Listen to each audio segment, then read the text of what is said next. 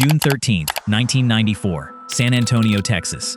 Late afternoon, the kind of Texas heat that sits on your chest. A 13-year-old boy stands at a payphone outside a park, sweat still cooling from a game of basketball. Blonde hair, cut short, blue-gray eyes. He's small for his age. You'd guess 11, maybe 12. But there's a temper in him that fills a room. His name is Nicholas Barclay. He drops a coin and calls home for a ride. His mother worked the overnight shift. She's finally asleep. His older brother picks up and tells him to just walk. It's a mile and a half. He's done it 100 times. So Nicholas hangs up the phone, and he starts walking home. Then your child disappearing. See, ain't I beautiful? Yeah, beautiful blonde hair. Kind of look like a little pixie. For Beverly. He never arrives. Here's what nobody in that family can imagine yet. 3 years from now, Nicholas Barclay will walk back through their front door. They will hold him. They will weep. They will bring him home and thank God for a miracle. Except it won't be him. It will be a 23-year-old stranger from another country. Brown eyes, a French accent, a grown man wearing a missing child like a costume. And somehow, for months, the people who loved Nicholas most won't be able to tell. This is the story of the boy who vanished without a trace, and the impostor who came back to take his place. Let's be honest about Nicholas. He wasn't an easy kid. He was born into a hard life. A father with a record, a home where money was thin and tempers ran hot. By 13, Nicholas already had a file of his own. He'd broken into a store and walked out with a pair of shoes, and he'd threatened a teacher when he felt cornered. He was small, and the world had taught him to swing first. And there was a date circling him, June 14th, 1994. The very next morning, a court hearing that could decide whether Nicholas got sent away to a home for troubled boys. So look at the timeline. He plays ball at the park. He calls home the afternoon before the hearing that could take his freedom. He's told to walk, and then he's gone. Don't come more middle American than San Antonio, Texas. It was home for 13-year-old Nicholas Barclay. Until the afternoon of June 13, 1994, when Nicholas inexplicably disappeared. I thought somebody offered him a ride, and he got in the car. And I think he would have gotten in a car with someone that he didn't know. When he doesn't come home that night, the family's first thought isn't the darkest one. It's the ordinary one. He ran. He's ducking the hearing. He'll come back when he's hungry and out of options. He doesn't come back. His mother, Beverly, reports him missing, and the machinery of a search grinds into motion. Flyers stapled to telephone poles, volunteers walking the scrub and the wooded lots near the house. His photograph, that blonde hair, those blue-gray eyes, handed to anyone who will take it.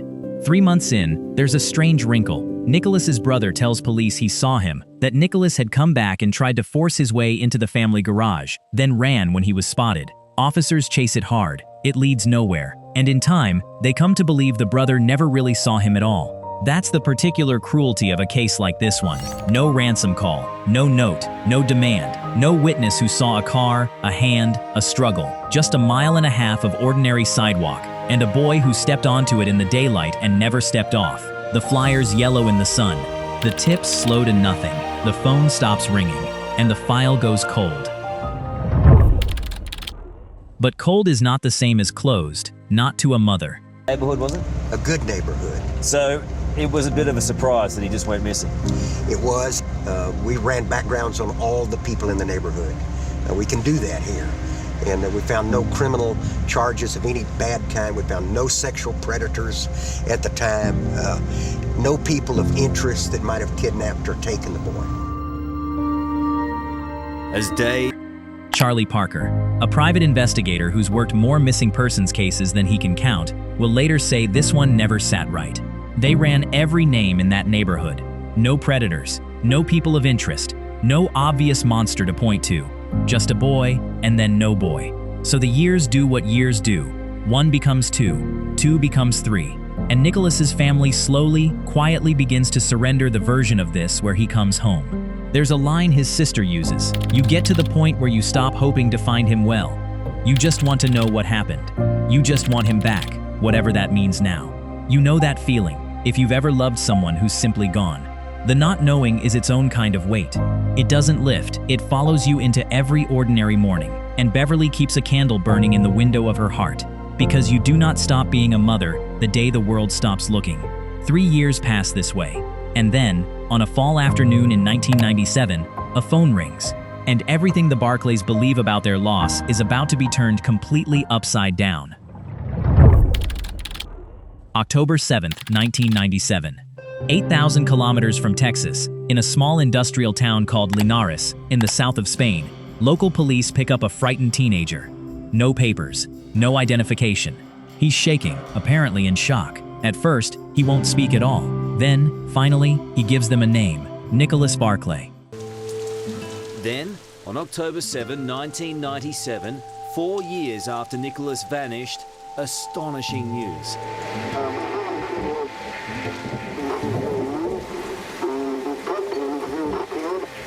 8,000 kilometers from Texas, in Linares, Spain, police find a teenage boy, apparently in shock and with no papers or ID. ¿Cómo te llamas? For some time, he won't speak, but then... Back in San Antonio, that name detonates. Nicholas's sister, Carrie, remembers the exact moment the phone rang. Her mother on the line, voice trembling. "Are you sitting down? You're not going to believe this. The police think they've found Nicholas. He's alive. He's in Spain, not a suburb of San Antonio, not a small town in Texas, Spain." And he won't speak, but then he tells them his name. My mom called me, and she says, "Are you sitting down? You're not going to believe this." And I said, "What, Mom?" She goes, "The police department just called me, and they think they found Nicholas in Linares." So I'm like, "Okay, well, where in Texas is Linares?" Texas has a lot of small towns. And then she was like, "No, Spain." I'm like, "Spain?" Try to hold what that does to a family. 3 years of the worst kind of silence. 3 years of imagining the unimaginable. And now, out of nowhere, a boy on another continent, alive, asking for them by name. It is the miracle they had almost let themselves stop praying for. Carrie doesn't hesitate. She books a flight across the world to bring her little brother home. There's just one small, impossible problem. The boy waiting in Spain is not Nicholas Barclay. He is not blonde. He is not blue-eyed. He is not even American. And to understand how a stranger ends up standing in Nicholas Barclay's shoes, you have to understand who that stranger really is. His real name is Frédéric Bourdin. He is French. He is 23 years old, and he is, by almost any measure, one of the most gifted imposters who has ever lived. The world's press will come to call him the Chameleon. Over his life, he'll claim to have worn more than 500 false identities. A runaway, an orphan, a refugee, an abused child seeking shelter. He'd learned young that the right sad story, told to the right stranger, opens a door, a warm bed, a hot meal, someone to care whether you live or die. Bourdin grew up in France, mostly raised by his grandparents, running away again and again, drifting between group homes and foster families across Europe. And somewhere along the way, he discovered a talent that was almost a kind of superpower. He could become someone else. He could change his voice, his posture, his age, his whole story, and make you believe every word. Time was to save my life. You are a chameleon. Of course, I've been a chameleon all my life. I mean, someone who never have the same skin, who change colors, and I'm capable of doing it. It's very hard to explain. It's just that... He'll describe it himself in a way that's hard to shake. He says he's someone who never really existed, that his whole life was about survival, being someone else, somewhere else, every single week, that you simply become whoever you need to be. And here is how he stumbles into Nicholas Barclay. In the autumn of 1997, Bourdin is cornered in Spain, staring down a prison sentence. He's desperate. He needs to become someone real, someone who exists in the world's records, but who isn't him. So he does something audacious, something that shouldn't work. He picks up a phone. He calls a center for missing and exploited children, all the way in Virginia, and he pretends to be a shelter worker who's found a lost boy. And he asks them, "Can you help me figure out who this child might be?" I called the police, pretending to be a tourist, to find a young boy that needed assistance. They wanted to know where I really was. And I realized at that moment that I had to convince them that I was someone who exists. But I couldn't tell them where I really was. I told them I'm coming from the US. They told me to call the Center for Missing and Exploited Children of Arlington, Virginia. I told them that, yeah, we're in a children's home, that the police gave us a young kid who's been missing apparently from the US for a certain number of years. So the woman wanted to really help, make some research, and she came with the name Nicholas Barclay. So she gave me the case number. The police officer of San Antonio, Texas, who was looking for the case. He was very excited. He said he was going to contact the... A woman on the line wants to help. She searches, and she comes back with a name and a case number. A 3-year-old missing persons file from San Antonio, Texas. A boy named Nicholas Barclay. He is handed a stranger's stolen life. Just handed it. And he decides, right there, to climb inside it and wear it as his own. There is only one catch, and it's an enormous one. Nicholas Barclay is a blonde, blue-eyed American child. Frédéric Bourdin is a dark-haired, brown-eyed French adult, a full decade older. He starts with what he can control. He dyes his hair. He copies the tattoos he can see in Nicholas's photographs, one of them scratched into his own skin with a sewing needle and the ink from a pen. He studies the boy's file, the boy's face, the boy's story, until he can wear them without thinking. And then Carrie Gibson boards a plane and flies across an ocean to bring her brother home. Stop and sit inside that moment before it happens. A sister who has spent 3 years imagining her lost brother is about to walk into a room and meet a grown stranger. And Bourdin, for all his practice, has no idea how she'll react. This is the moment the whole lie should collapse. She takes one look at him, and she says, "I knew it was you. I knew I would recognize you." So I dyed my hair. I put tattoos that I saw that he had. So the sister came. I couldn't imagine 1 second what was going to be her reaction. She looked at me saying, "I knew it was you. I knew I would recognize you." She put herself into so much stress, so much anxiety, so much suffering that she couldn't fail. She went all across the world to get her brother, her missing brother. She couldn't get there and say, "It's not you." She knew I wasn't, but she knew I had to be.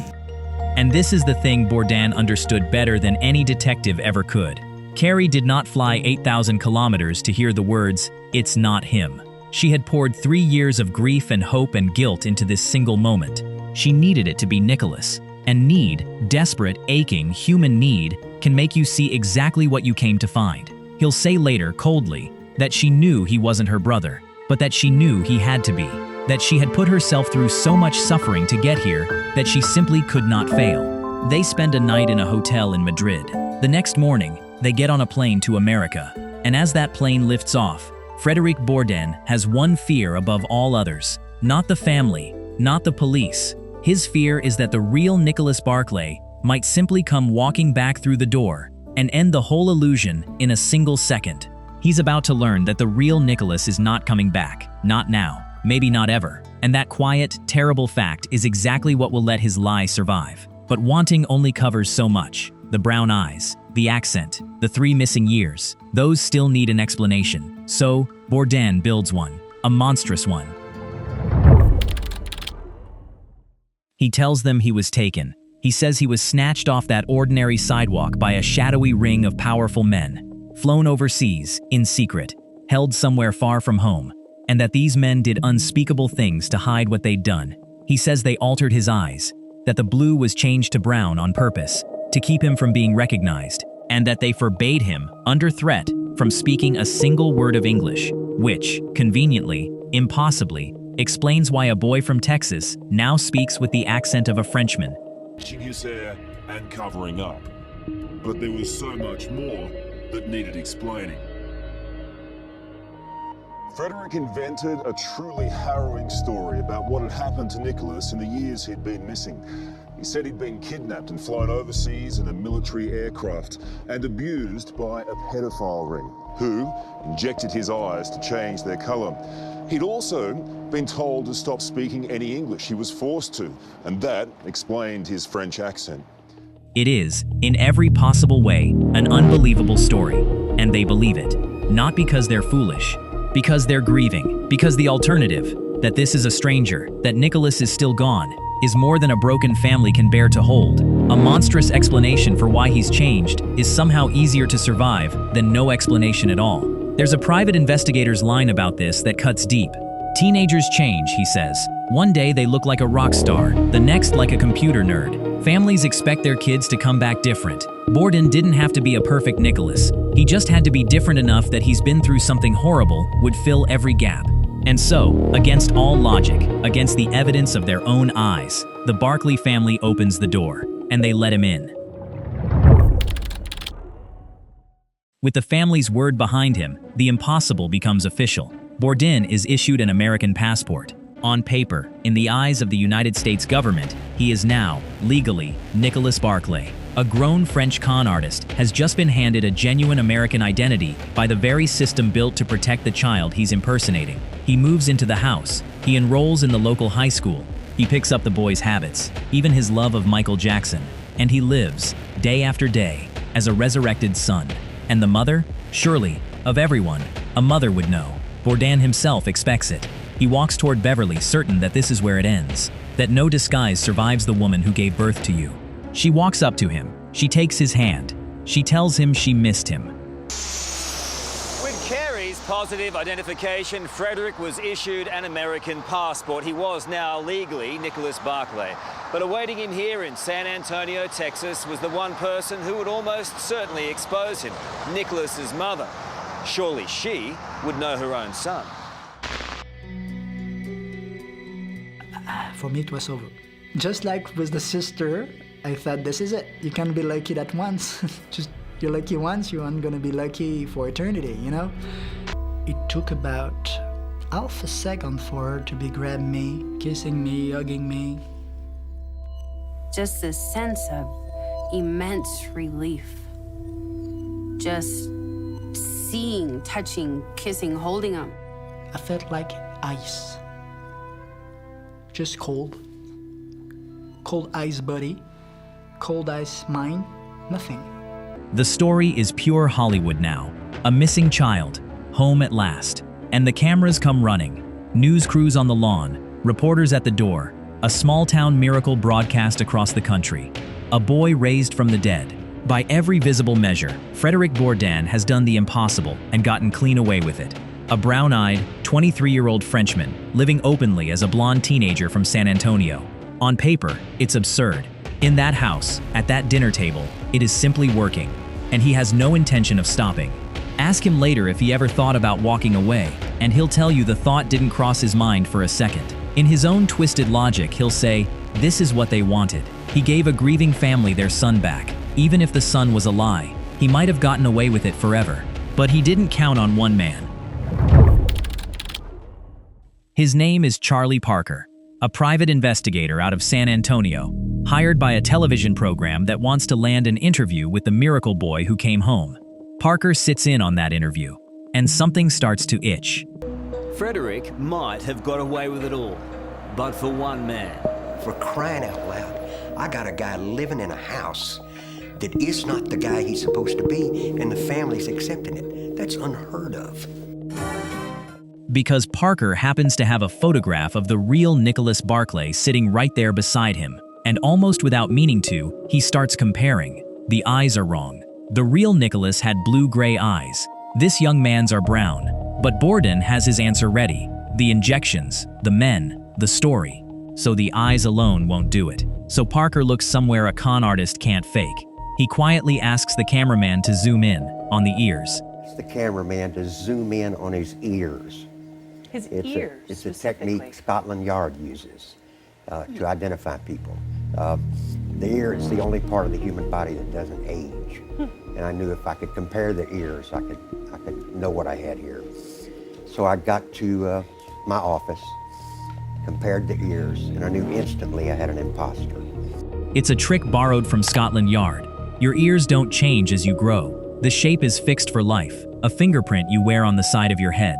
You can dye your hair. You can practice an accent. You cannot, it turns out, fake your ears. Parker takes the footage back to his office. He lines up the two sets of ears, the real Nicholas and the boy in the living room, and he knows, instantly, beyond any doubt, he has an imposter. But here's Parker's problem, and it's a terrible one. The family does not want to hear it. They have their son back, and a stranger walking in to tell a grieving mother that her miracle is a lie is not a welcome guest. So Parker plays it slow. He gets close. He earns the imposter's trust. He watches. He waits.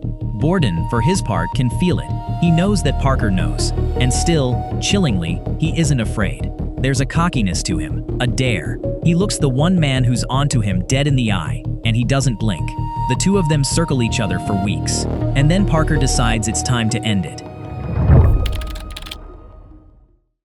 He asks Bourdain to sit down with him, alone, at a diner, man to man. And there, across the table, he tells him it's over. And what Bourdain does next tells you everything about him. Ordinary imposter, he was about to be unmasked. I knew it was about to come undone. And I said, we'll talk it out man to man. So we came down here to this place. This diner. This very diner. Describe to me the conversation that took place. Okay. I said, your mother called me, which I knew he wasn't his mother, upset, crying. He said, she's not my mother, and you're the only one that knows she's not my mother. And I sit back in the chair. I said, what do you mean? He said, my name is... He doesn't run. He doesn't panic. He leans back in his chair and, almost with relief, he says it out loud. My name is Frederic Bourdain, and I'm wanted by Interpol. He'll say afterward that they were all pretending, that he knew they knew, that he knew they knew he was pretending.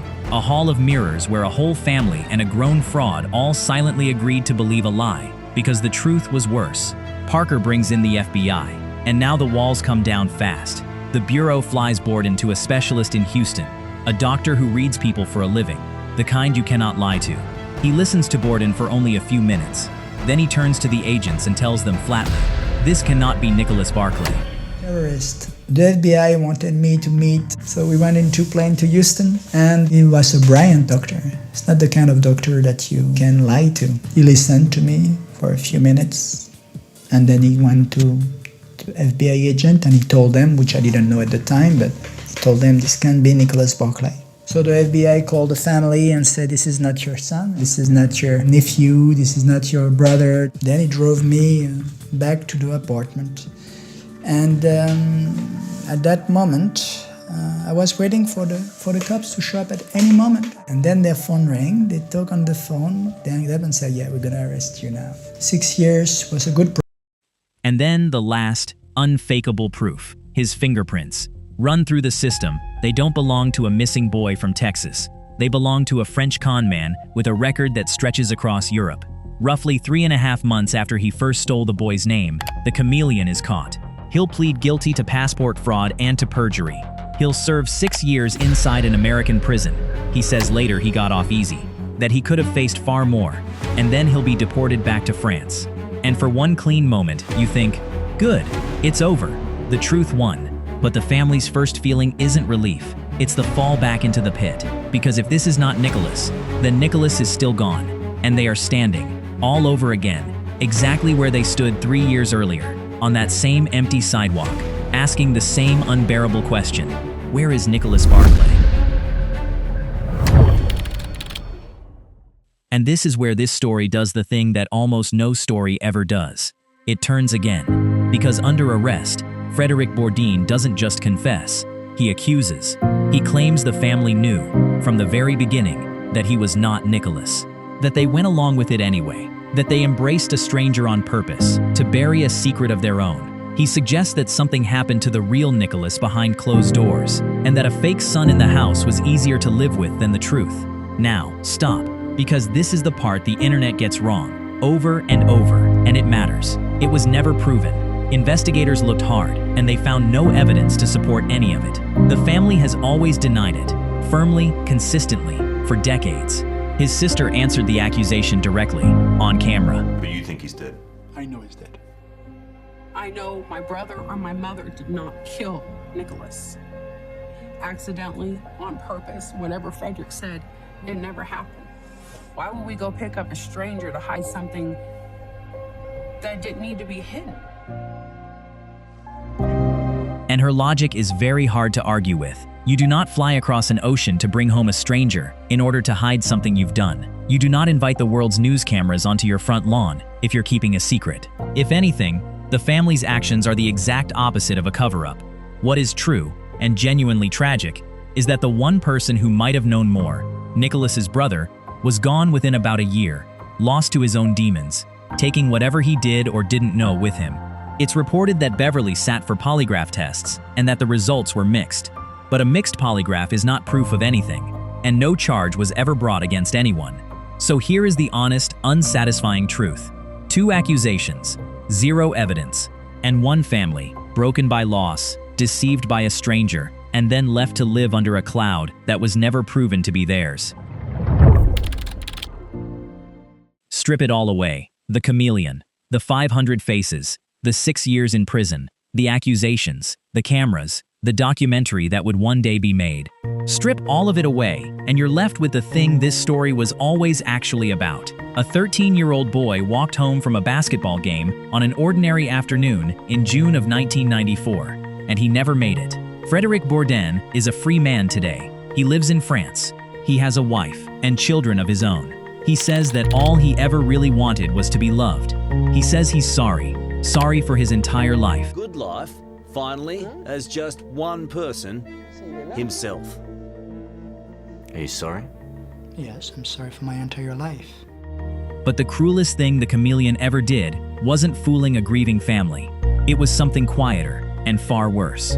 For 3 years, the search for Nicholas Barclay still had a pulse. There were flyers, there were detectives. There was a thread, however thin, still being pulled. And the moment the world decided that Nicholas had been found, that thread was dropped. The case was closed. Everyone stopped looking. For months, while a stranger sat at the family dinner table wearing the boy's name, the one real trail to the actual Nicholas went cold and still. By the time they understood the truth, that trail was years colder than the day he first vanished. Across Europe. My main goal in life at the time was to save my life. You are a chameleon. Of course, I've been a chameleon all my life. I mean, someone who never have the same skin. So think back, one more time, to that payphone. Late afternoon, the Texas heat. A boy hangs up and starts the 1.5-mile walk home. He is still on that walk, somewhere between the park and his own front door. On an ordinary day 3 decades ago, Nicholas Barclay stepped out of the world, and he has never, once, stepped back into it. His family got a stranger. They never got their son. And the boy who was really out there, the one who actually needed finding, the one this was always supposed to be about, is still, to this very day, missing. Nicholas Barclay is the story of a child who never came home, and a stranger who slipped into the space he left behind. But every so often, against all the odds, a missing child really does walk back through the door. Because a few states away, another little boy was taken, snatched at just 7 years old. And 7 years later, he did the impossible. He got out. And on his way to freedom, he carried a second kidnapped child out with him and walked them both, side by side, straight into a police station. That story is on your screen right now. Tap it. You have to see how this one ends.